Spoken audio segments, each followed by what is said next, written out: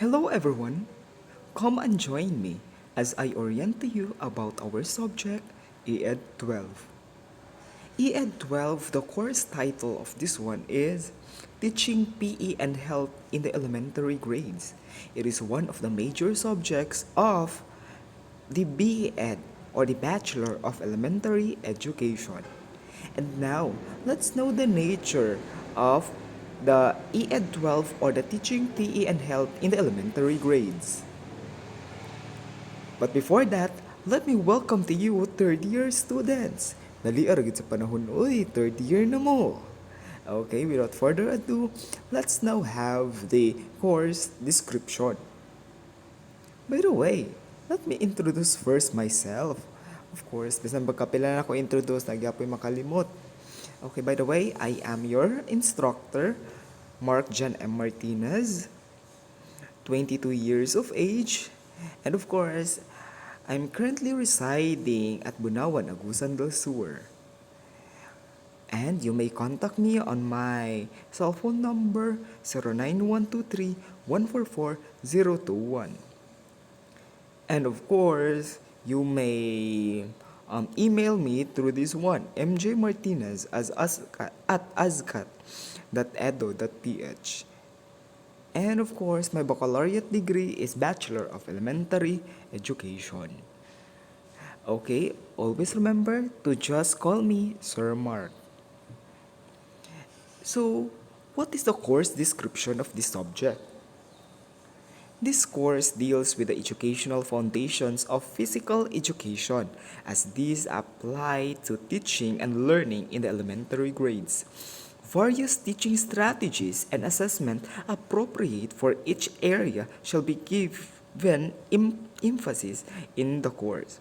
So of course, we will not only tackle about the content of PE as well as health, also we will include on how we are going to teach physical education as well as health in elementary grades, knowing that our world today are facing or is facing crisis brought by this pandemic. That is why health is wealth.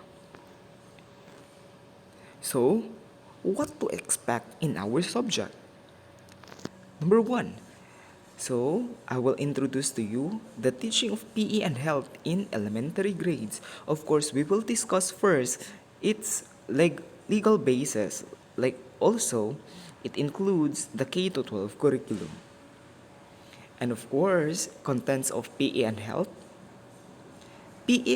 pedagogy. So, under this one, we have teaching approaches, strategies, methods, as well as techniques.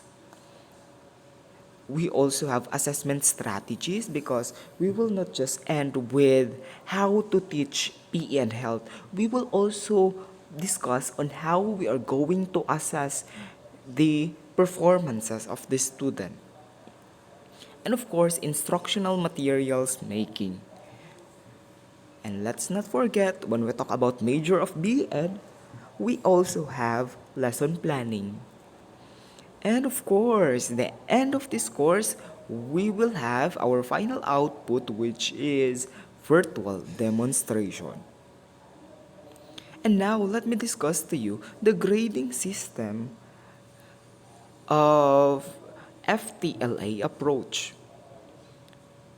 So the criteria, of course, we have two terms, middle term and final term. So midterm, so we will get 40% from your grade, and final term, 60% from your grade.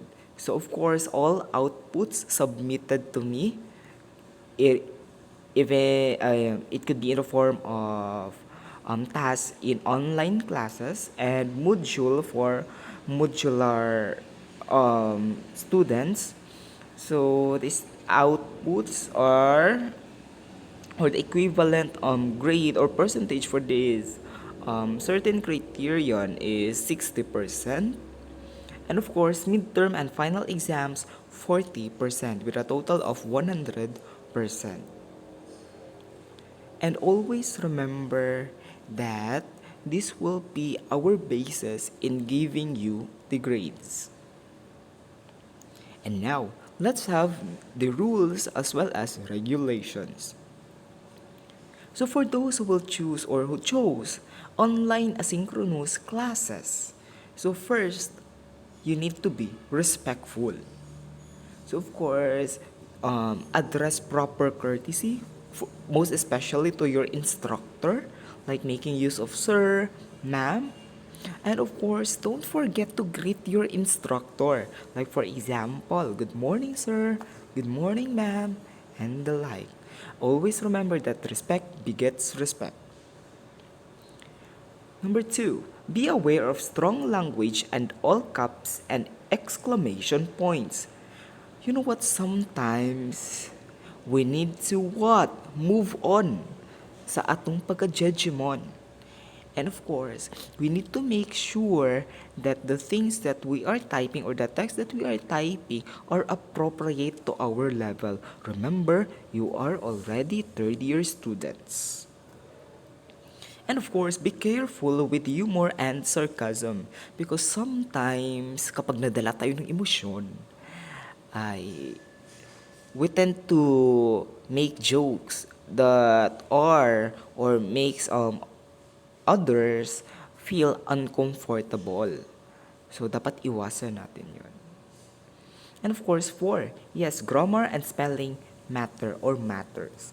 Why? Because for example, you ask your teacher, Sir, ipasa ba ni before, then you type B and 4. So, therefore, there's a big tendency that madadala mo ito when it comes to writing your outputs. Like, for example, essay. So, have or make use of proper spelling as well as make sure that the grammatical structure is correct. Cite your sources. So, of course, if you have quoted someone's idea, so therefore, you need to cite where did that idea or opinion or resource or source came from. So make use of in-text citation as well as reference list. And of course, number six, don't post or share, even privately, inappropriate material. So, of course, in our GC, let's make use of what? Of course, the materials that you'll be sharing should be relevant to our subject. And aside from that one, we need to also make sure to not post things that are what? Not related with the subject or even use topics that are not relevant with our class. And of course, be forgiving. Sometimes, you know what? This is the transition period of the students. That is why we need to be considerate. We all know that not all of your classmates are into gadgets or into online. That is why be forgiving. And of course, don't abuse the chat box because sometimes kapag nadala tayo ng emosyon natin, we tend to what? Just type. And of course, some students kapuyan na mag-backread. That is why next, let's make sure that we will not abuse chat box. Only important questions should be addressed in the chat box. Bawal manguyab. And of course, attempt to find your answer. So it is somehow related to rule number 8. Why? Because sometimes nadyo yung mga estudyante nga bisan pag natubag na sa taas, dili na lang mag-backread. So make sure that upon opening your messenger, you need to have this culture of back reading. Okay? And of course, set a respectful tone. So make use of po and opo. 11. Submit files the right way. So, first, you need to greet your teacher. Second, introduce yourself, your course and section, then your purpose or your concern.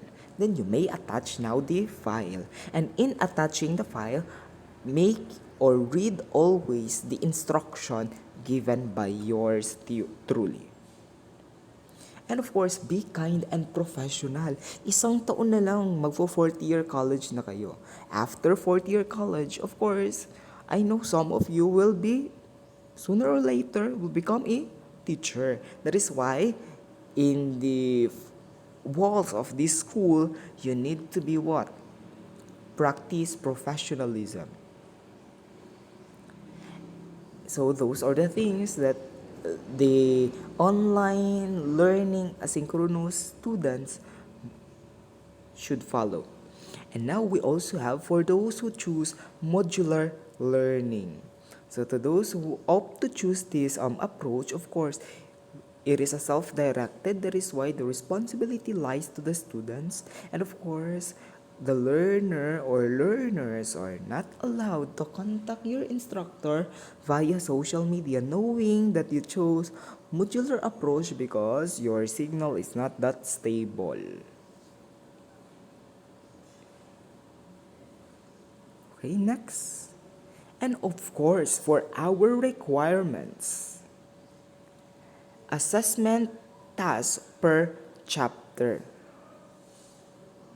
So most especially to those students who choose online learning modality. So I'll be sending you the task. Don't worry, I will remind you in our messenger that I already uploaded your task and even in the Google Classroom. Of course, I'll be generous when it comes to giving off deadline. And of course, number two, detailed lesson plan. I'm thinking if I'll be having detailed or semi-detailed. But don't worry, I'll be giving you another format for this one.